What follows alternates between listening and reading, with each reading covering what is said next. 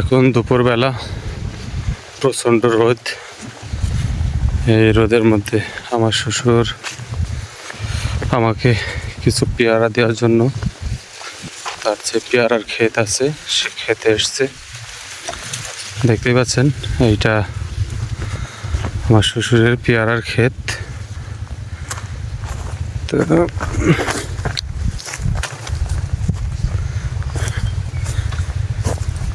ঢালে ঢালে পেয়ারা হয়েছে।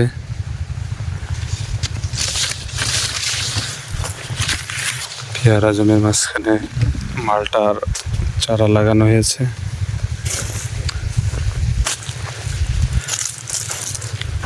পেয়ারা গাছ তো অনেক বড় হয়ে গেছে।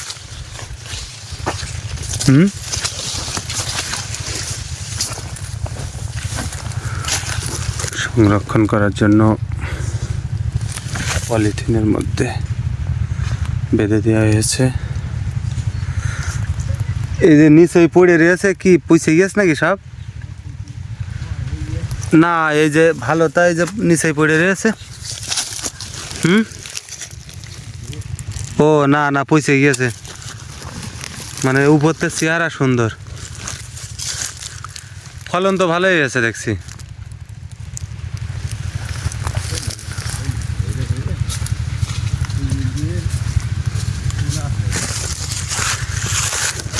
তো এখন না দাম ভালো, তো এখন তুলতে কি আছে?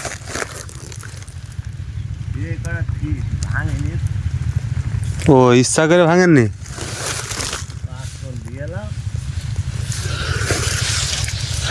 এই যে পাশে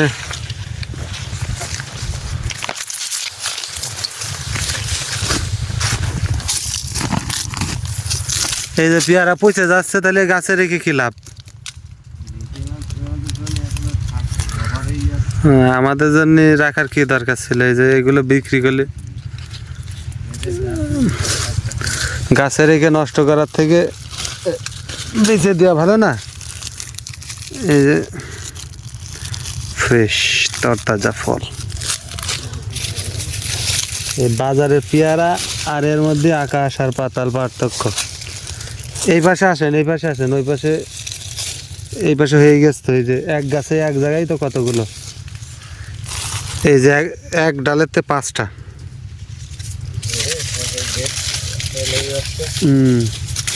এই দেখেন এইগুলো দেখছেন, এই দেখেন সব পয়সা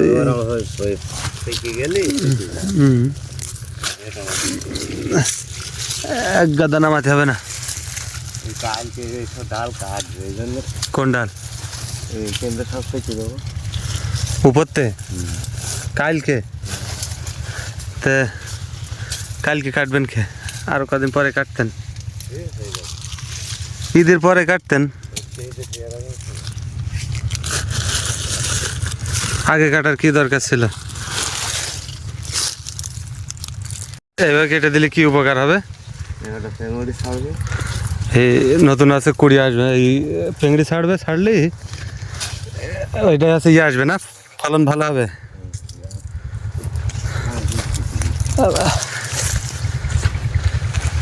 সতত হেনত তুমি পড়ো মোর মনে, সতত তোমারই কথা ভাবিয়ে বিরলে।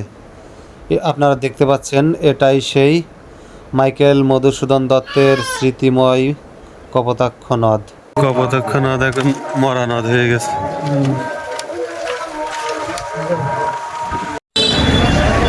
প্রচণ্ড রোদ, রোদের ঠেলায় গামছা কিনে নিলাম একটা, গামছা মুড়ি দিয়ে যাচ্ছে।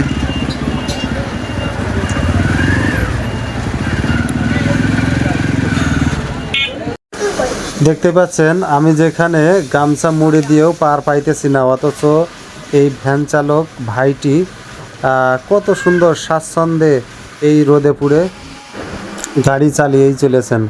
আর উনি আমাকে বলতে লাগলেন যে ভাই এই রোদ আমাদের কাছে কোনো ব্যাপারই না, এই রোদ আপনাদের জন্য অনেক কিছু, কিন্তু আমাদের এই রোদ গায়ে লাগে না।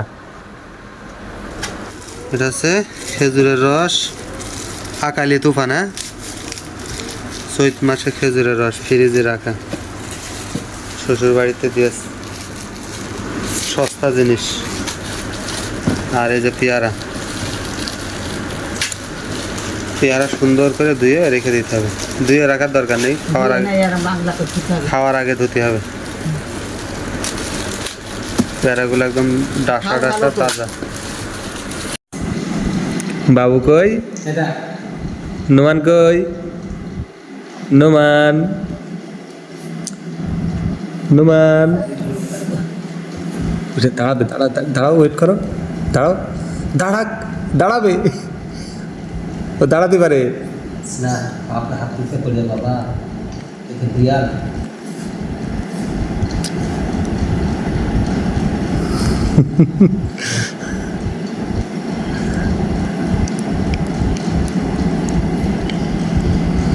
আব্বু, নোমান, এই যে কইলে টুনটুন কই?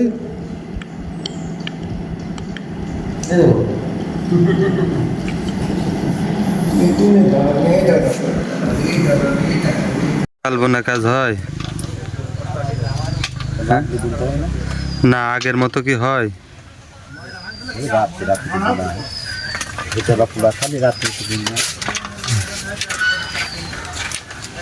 এই ভিডিওতে যাকে দেখতে পাচ্ছেন ইনি আমাদের গ্রামের বিখ্যাত জাল বুনন শিল্পী। উনি অনেক সুন্দর জাল বোনাতে পারেন। আপনার যে ঝাঁকি জাল আছে, উনি এই ঝাঁকি জাল বানানোয় খুবই দক্ষ।